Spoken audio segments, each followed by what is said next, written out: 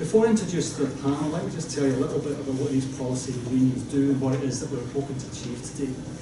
We have done a number of policy reunions in Policy Scotland, looking at issues like climate change and homelessness.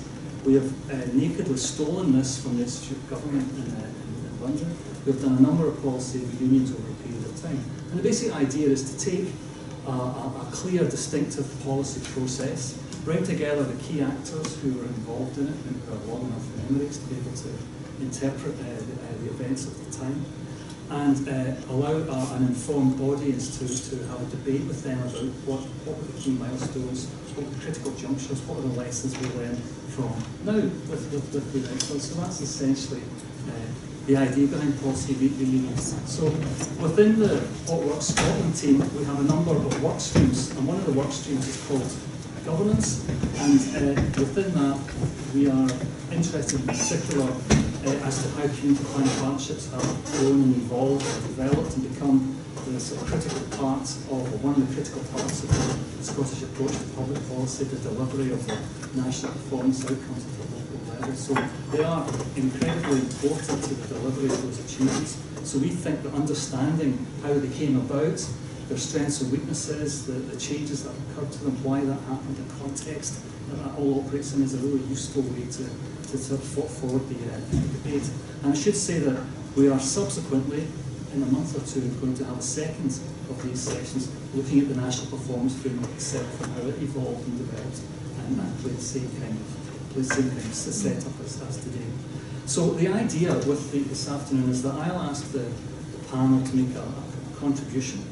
They'll have a bit of a debate amongst themselves, and then I will repeatedly throw the thing open to the floor. And hopefully we'll have a two-way engagement. And the idea is that we'll carry that on. We'll see how the natural flow goes, but I'm anticipating that we'll carry on till about 3:45, slightly there. So if that's all hopefully clear, I'll try and introduce the panel. First of all, on my extreme left is Peter Peacock, who described himself as a recovering politician, who was a government minister for various portfolios, all relevant to this, which include finance, public services, local government, and various orders of those titles and terms.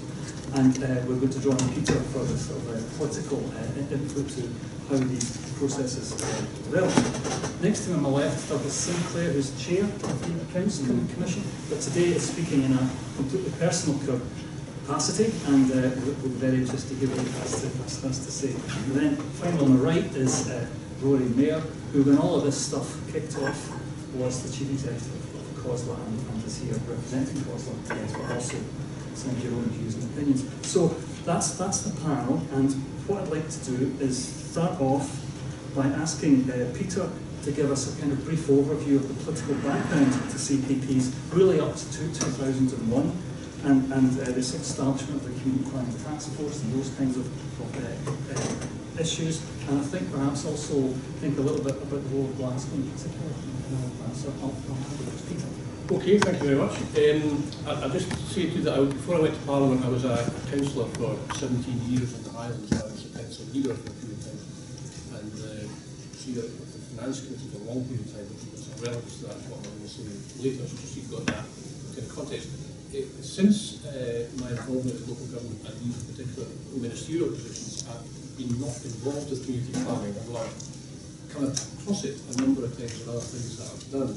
And I have to say, I pick up a lot of criticism, I hear a lot of criticism about it, at which point I pretend that I have nothing to do with me, that today I'm going to have to face up to the reality that it was something to do with me, or a part of it. So that's what I was going to talk to you. I think the context to remember for this particular period of time, and I guess for all of these policy events, I think another one about education, it's that all policy and all legislation is relevant to its period of time. When you look back on it, very often it's quite difficult to relate what's happening today to what was happening at that particular time. So very clear about that particular policy context. And that's what I want to try and give you a bit of, now looking back at 14 years of what was happening in the early years of devolution about what became community planning and about local government more generally. I have to tell you too that after that period of time, your mind plays tricks with you, and you say to yourself, now that's what we did. Well, did we do that? Did we just talk about doing that and didn't do it? And did we do that before we did that? And why did we do that again? So I've been back and I've read all the policy memoranda of the time, which is kind of basic, what the government's then position was on all of this, set out very clearly. And I've also been back and read the stage 1 evidence that the committee took at that time, and also the debates, including some of the things that I said, some of which qualified me. And it's really instructive to refresh your memory about that, and also to see the context and remind yourself of that context. And the particular context we're talking about is the very early years of devolution, a very new political situation in Scotland, but also clearly still dominating the agenda was the legacy of the Conservative years, of 18 years of Conservative government, and the then Labour government coming in 97 and keeping the same budget targets for at least, well, I think 2 years. And therefore the context at the start of devolution, before money started to really flow in the system, was one that was very dominated by the legacy of the Tory years. That's the first point I want to make. In reading back about this stuff, the community planning concept actually started in 1985 as a UK initiative, a UK Labour initiative. And part of the rationale for all of that was the diminution of the powers of local government within the then framework of the Conservative government. And a real worry about the fragmentation of the public sector in that context, and a privatisation agenda that seemed to be taking hold, and an outsourcing agenda which people perceive within local government and within a number of the political parties as diminishing the role of local government. So that was a very clear kind of context. The marginalisation of local government, the growth of the quasi state. When I first became a councillor, the regional council at that time not only did all the big functions that councils still do, they also had control of the colleges, they had control of all the sewage services, they were the agents for the trunk road network in Scotland. They were much more significant central important housing role, which was increasingly being transferred to government agencies. And the enterprise functions were changing. The creation of then local enterprise companies was felt very threatening by local government at that particular time. And there was also a real concern by the political parties, in this case the Labour Party, who were driving into the community planning, about the lack of coordination of services at a local level, partly because of that fragmentation and control dispersing. Add to that, there was the very considerable worries about what were then seen as the pernicious effects of compulsory competitive tendering. And you left as an elected councillor at that time that no matter what you thought was the best way to design and deliver a service locally, you were being driven by compulsory competitive tendering of services and cost outcomes as the principal driving force, the cheapest service you could get, irrespective of whether you thought that was the right way to deliver that service. And there were real worries about that. Add to that, in the early years of devolution, that there was very considerable concern by local government, Scottish government, so as Parliament, and suck up powers to the Scottish Parliament. And there was an explicit deal done behind the scenes in the Labour Party, whereby there were reassurances given to Labour politicians at the local level that this would not happen as a result of the creation of the Scottish government. That's a very important point to remember in the light of what actually has happened, I guess. And there was also no desire in the early years of devolution to have another big local government reorganisation.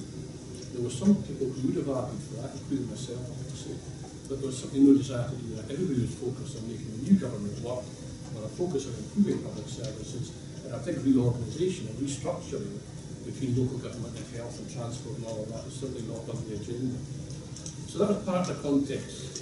I think the other thing that was really amazing, going back and reading some of this stuff, and I'd really forgotten about this, and reading some of the speeches from all sides of Parliament about this, perhaps with the exception of the Conservatives, was that the then government, partly from 97 to 99, but particularly from 99 onwards, were trying to take away the things that the Tories had put in place significantly and to give greater status and freedom to local government. So, for example, capping regimes of expenditure were being done away with. The expenditure guidelines, which were used for grant penalty clawbacks if you spent over the guidelines, were being done away with.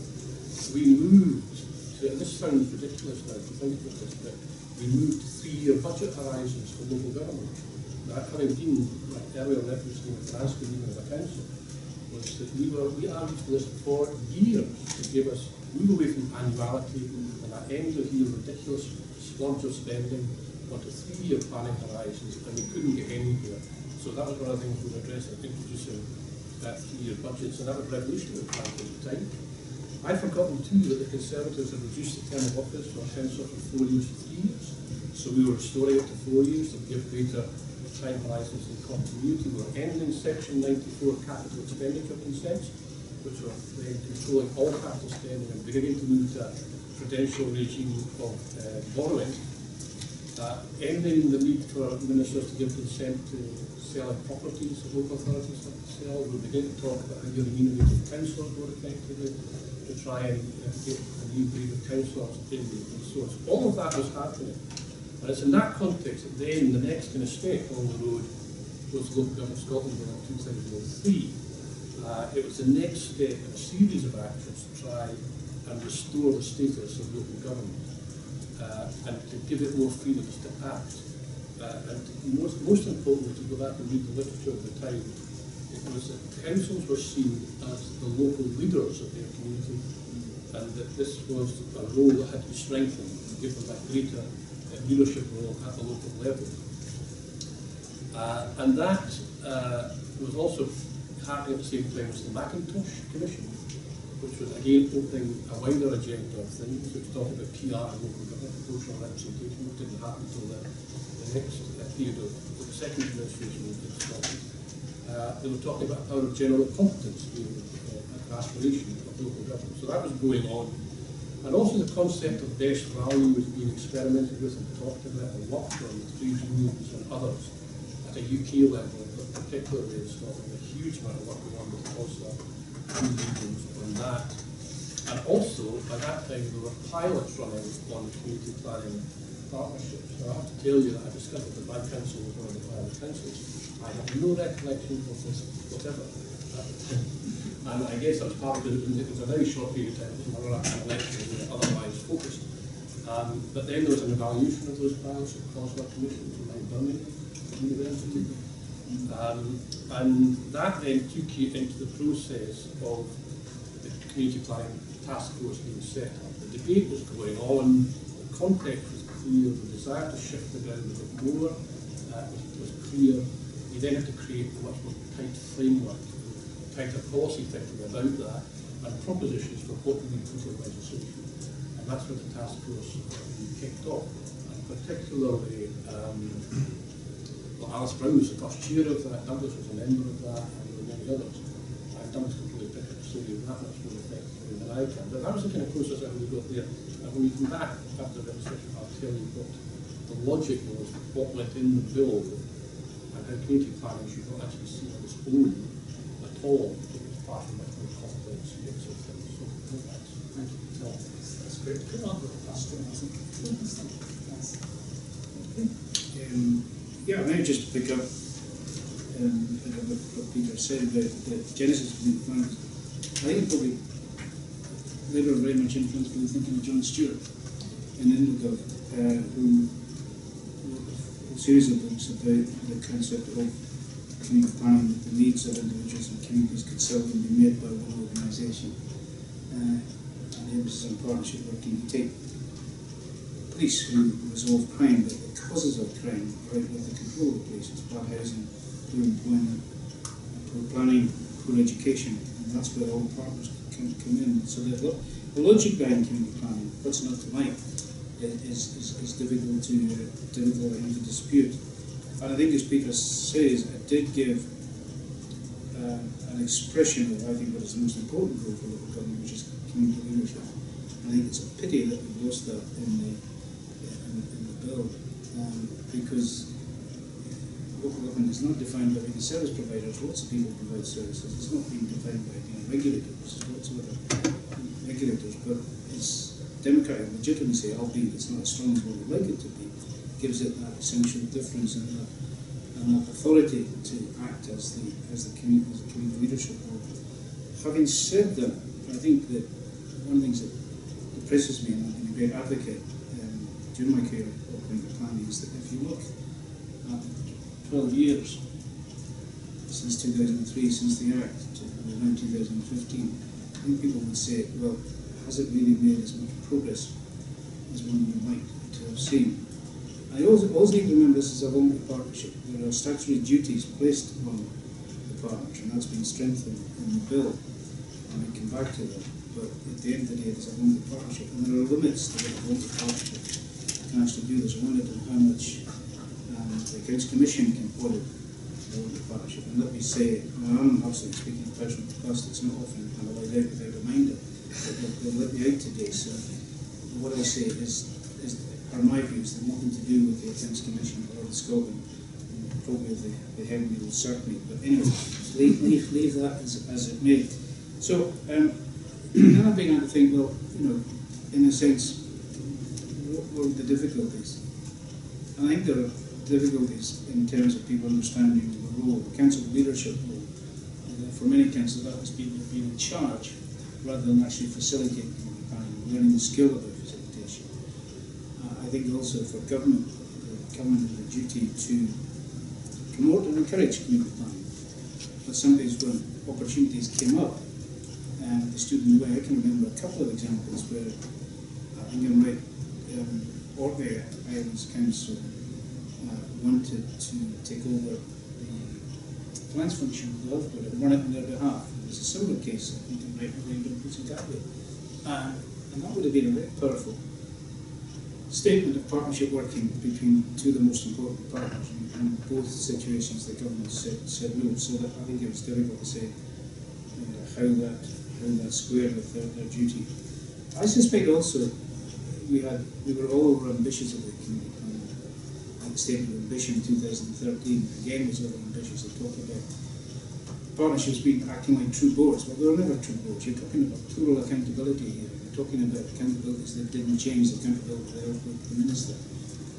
So there's a bit of confusion around that. Some of these people hid behind some of that. I think there's also, and it's been interesting just revisiting the report of the Community Planning Task Force and the Accounts Commission or the General Second report. There is still confusion about the balance between national priorities and local priorities, the extent to which a community planning partnership is meant to deliver national priorities and deliver local priorities. And I think our view has always been there needs to be space for both. Otherwise, you're not going to get the buy-in. I think there's also a bit about the lack of appreciation of different authorities around the table. You could just, the idea of just putting a councillor in the room with the non-exec on the health board with totally different responsibilities, let alone the chief executive of the council, who had significantly less power than the chief executive of the health board, and just say, oh, well, that's fine, we can just make this work. And again, I think it's very interesting when the Planning Task Force made the point about the need to invest in building capacity and trust and understanding, a point which we returned again to in the latest report. And I think that's still unfinished business. And the most successful community planning partnerships that we have are those who have made the effort and made the commitment in building that trust and relationship. And I think that's really interesting. I think in too many cases, community planning is still very much seen as the Saturday job. I was very struck by a comment George Black made in that he called community planning the art of the deliverable. It's about making the differences where you can, but it's not the big deal overarching partnership. It's not the be all and end all that makes the difference. So I think also the fact that Peter was the minister at the time, there is provision in the Act for a partnership applying to become an incorporated body, and nobody's done that.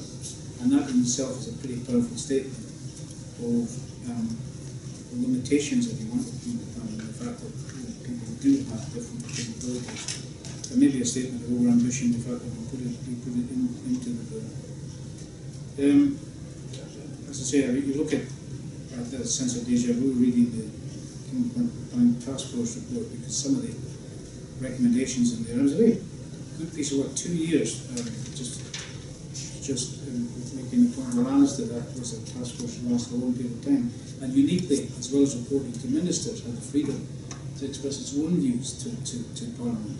And it did a lot of good work, there's no two ways about it, but one of the things that depressed me slightly is if you read that report, some of the points that they make in that report, for example, when I made about building capacity, about a performance framework, which is precisely the point we made in the last overview report, about how do you have a framework to assess how well community planning partnerships are improving. That was made way back then by the task force.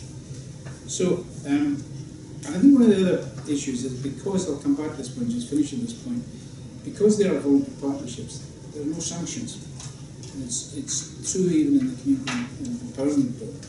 There's now a duty to provide the resources on each of the partners to make community plan work, information, etc. But if you don't do it, what happens? There isn't a sanction. I can't see one in the bill. They have a duty to produce an annual progress report and keep that under review. But again, who's the judge if they don't make progress? Is it the community? How does the community exercise that? So I'm not being overcritical, because I think if you have a voluntary partnership, there's a limit in a voluntary partnership to how many sanctions you can actually have.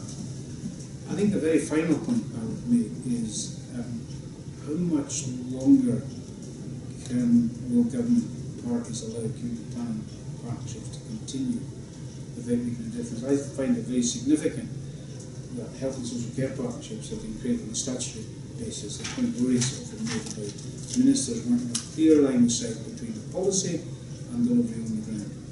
And I think that's a very powerful initiative that they've made these statutory. And if you look at the history of local government, we've had it every so often. You get Peter mentioned CCT, but then we had with the creation of the big regions, the requirement on councils to have schemes of decentralisation. In fact, that's why we've had community planning. I think the danger of community planning gets crowded out by health and social care partnerships. And I would make the final point, this is my final point, that many of the issues that have arisen in community planning about building trust, about building confidence, about building relationships, unless health and social care partnerships learn from that experience, they're going to have some of the same difficulties. Okay. Very helpful. Rory. Yeah. I want to go something also of the background. I wasn't there right at the very, very beginning, but I've been a chief executive COSLA for a bit over 13 years, so for most of the time I've been there. I suppose I probably would dispute our feeling about what Peter thought he was doing. One of my most damaging fights in my career has been a fight with Peter when he was advocating the creation of a local authority the size of Belgium, and I was advocating something smaller. So when Peter was in power, it didn't seem to us that he had localism at his heart all of the time. And indeed, for that whole first period of the Labour governments, the Labour and Liberal Labour governments, we felt we were in an environment of an essentially centralising national government. None of the stuff, I'm not saying it wasn't secondary, but none of the stuff that you were saying about wanting to further empower local government was what it felt like at all. It felt like here was a national government who'd just been formed, wasn't quite sure what it was supposed to do, but to be relevant, it had to do things that were local because it wasn't quite sure what the national job was. So what we saw was a very powerful new creation wanting to be relevant in the world of local democracy and local service delivery. So we were quite scared of the government at that time. Still are frequently quite scared of government, but we were quite scared of the government at that time. And there's no doubt in my mind that at its most venal, we saw community planning as a defence against further structural reform.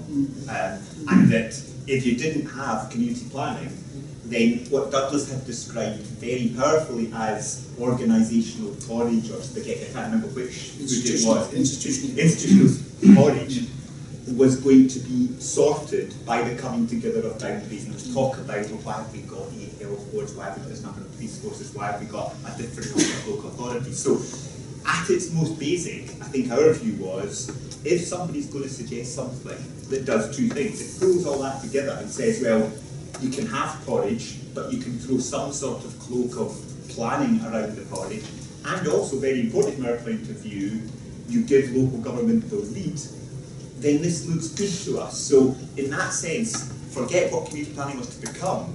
We saw it as a mechanism for staving off centralisation. And remember, this was a government that suggested the beautifully named single correctional agency for Scotland to pull together issues about reoffending in the police service. So this wasn't actually a government that had its fingers on the pulse of local democracy as far as we were concerned. So, we saw we needed a bulwark against centralisation. We didn't, as Peter has said and others have said, we didn't want another round of structural reform because that was very expensive and took a huge amount of resource and time away from the issues we wanted to address. So here was community planning. And I have to say, given how we entered this period of time, bar the police service and the fire service, it's worked for us. We've had an alternative language to talk about that hasn't been structural reform. And I don't think we should, from our point of view, I don't think we should underestimate the importance of that. If we had no other alternative to talk about, if no one had thought that through, I think we've had much more structural reform, whether it would have been a restructuring of local government or just a piecemeal restructuring of local government with more things going the route of health and social care integration or whatever. But community planning does, to some extent, provide the bulwark for that. I think, so we were in that area. I think we also got into what Douglas referred to, that clearly if you are local government, something that says the purpose of all agencies is to plan for the local, and that you locate local government as the lead in that because of its local democratic status, that is actually quite a powerful statement for us of what we would like to be. So, as well as this bulwark against further centralisation, we also saw it as a mechanism for saying what we'd always thought, there was going to be changes in the way services were delivered, and that services would become much more shared across either organisational boundaries or local government boundaries. But what was important was there had to be a focus for local democratic leadership, and that might be separate from time to time from service delivery. So you could foresee local government leadership being, we're specifying what people in our area want. You'd like to hope with people in their area having some say in that, but we specify what we want. Who delivers that is less important to us. So we got into that line of it. I think at the beginning, because it was partly doing its job for us, which was to stave off structural reform, there was a number of things we left completely underdeveloped and under specified. So for instance, in community planning, to this day, if you ask people to say what's the community in community planning, you get a whole lot of different answers. Is it that we, the public sector, are planning for community? Is it that communities should now be involved in planning for themselves? We've invested quite a lot of resource in creating a view that that might be the case, although I'm not sure we yet made it a reality. Or was it that the public sector itself should act in a community of agencies basis and deliver plans that were joined up round the edges? But we never actually specified that, and we've had some quite bruising discussions with party leaders who said, of course community planning's failed because in the old days we had SIPs and communities had the power to allocate resources themselves. That's what community planning's taken away. And you're thinking, well actually, community planning can't possibly have taken any of that away, because within community planning you can still be doing that if you wanted to. But there's a real confusion about what was community. I also think that there was a real debate going on that we are now talking about overtly, which was a debate between, if you like, the idea of efficiency and fiscal efficiency and democracy. And from the COSLA point of view, we saw that efficiency was always taking precedence over democracy, that you needed to organise yourself more efficiently. If that offended democracy, well, tough luck, we need efficiency, don't we? And it's taken an awful long time to get to a place where even you can have that discussion open. Why have we got, we saw somebody writing in the papers the other day, why have we got 32 directors of education?